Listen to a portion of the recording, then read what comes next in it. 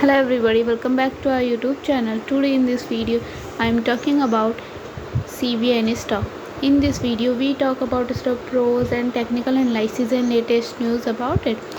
Stock is trading at $37.68 with 3.11% negative in a day.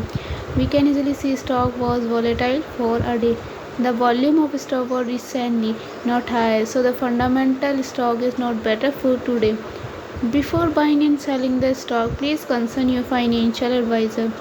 Today's video is done. Thanks for watching. Please subscribe my YouTube channel and like the video, and also comment all related queries.